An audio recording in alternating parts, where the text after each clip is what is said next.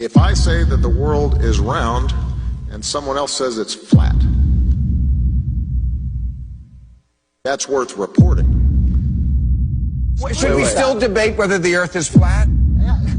Like they used to think the sun went around the Earth. Everybody say that scientists. Well, he's so smart. Until other science refuted it. Right, but back then, like everybody at that time thought that guy was smart. Why at this time do we think that the Earth goes around the sun? There's an overwhelming science that the Earth was flat, and there was an overwhelming science that you learn over time. we were the center of the world. You're just taking an authority's word for it, and all we're saying is be skeptical. Sure. And while you're being skeptical, there's a bunch of evidence that's totally against the mainstream version. And while you're being skeptical and looking at that evidence, you start compiling more and more of the evidence until you become like me, you know the truth. I don't believe the Earth is flat and motionless. I know it is. There was a lot of things that I thought I knew that now suddenly turned out to be completely different. They can't just impose stuff on us. They have to tell us about it and wait for our consent. And silence is considered consent.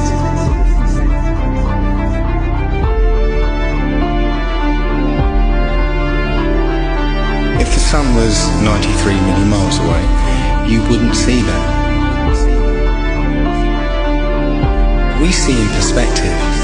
That is, the horizon is at our eye level. And as things recede from us, they tend to converge to the center of that horizon line, to a place that's known as the vanishing point.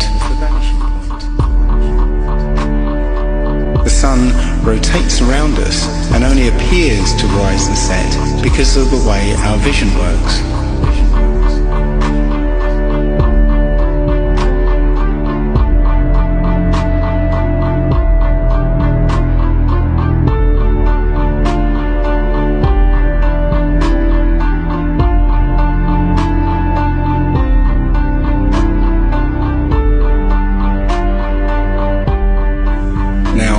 Try and watch the following video without the preconception that the sun rises and sets, but rather moves further away.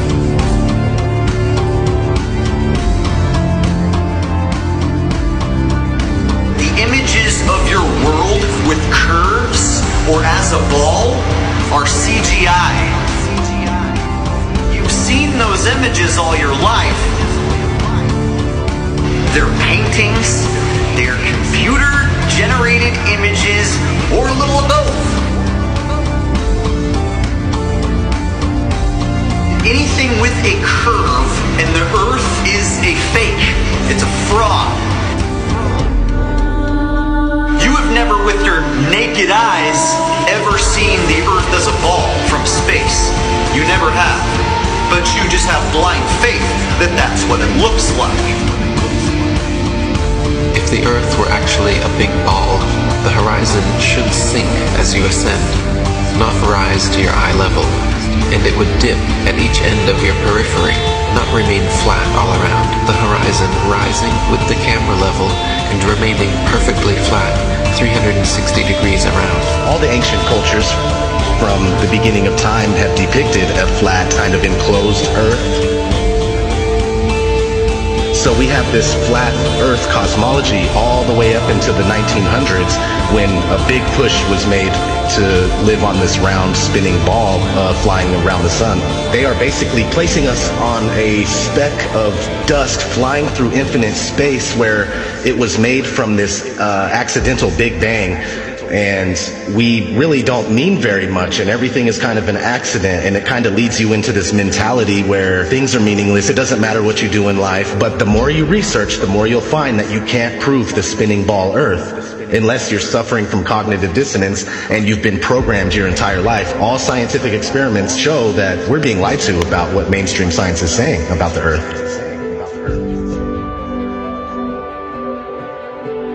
If a pilot is flying around the curve of the Earth, then he should be dipping the nose down every 5 minutes. He should be dipping the nose down to stay around the curve. That's absolute proof that a plane flies over a flat surface rather than a curved one.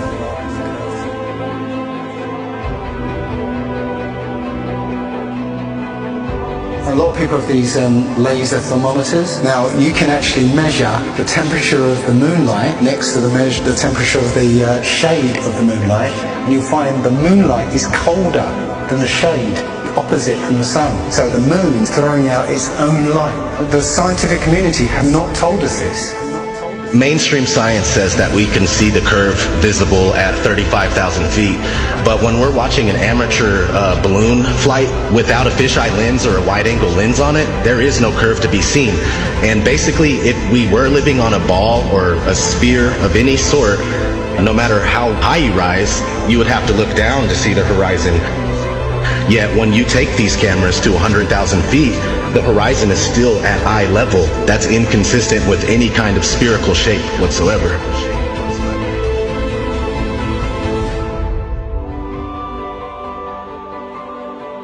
Others. They've got smaller gatekeepers for the flat earth that they've brought in to distort the message, and they give fake flat earth arguments, hoping that you'll reach them before you reach someone like me, and then you'll hear their stupid arguments saying that gravity's real, but the flat earth disk is constantly rising, and that's what causes us to, things to fall. They'll give explanations like this, which to any sound thinking person will totally reject, and then they'll totally reject the entire flat earth model based on these little bits of disinformation that are being given.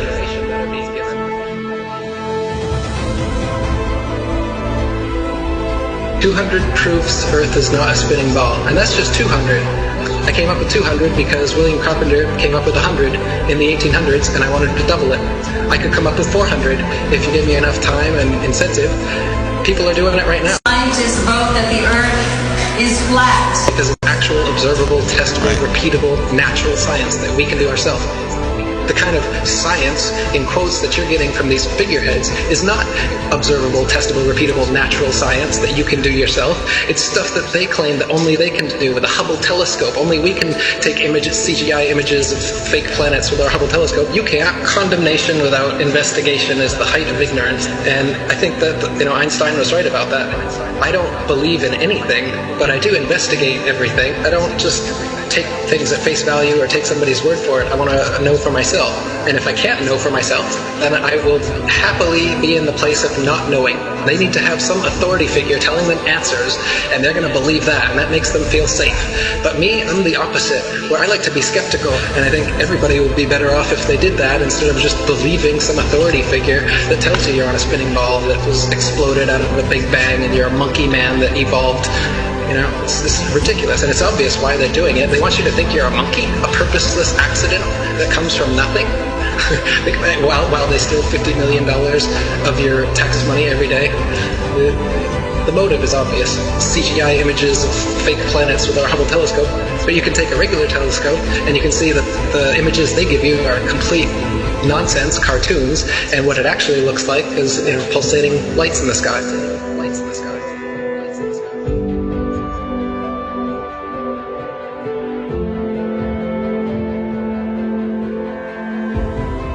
Okay, that star is 700,000 light years away from that constellation. I was all into that. I was totally into it. I was super into anything space. Are you kidding? The Science Channel? Oh my God, you had me. You had me so good. With the CGI, with all those CGI DVDs.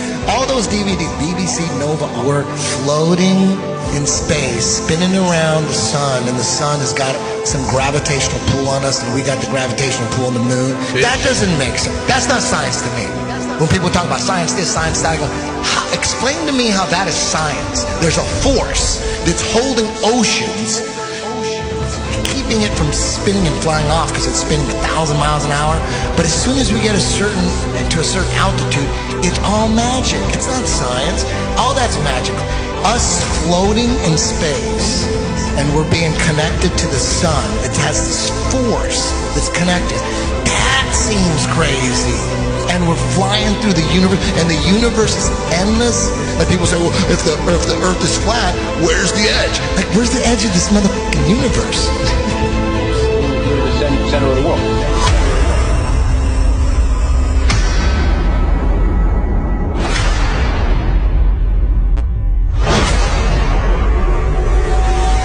Understand understanding what reality is very, very important to me. I think it should be important to everybody. And I think the more that people become perhaps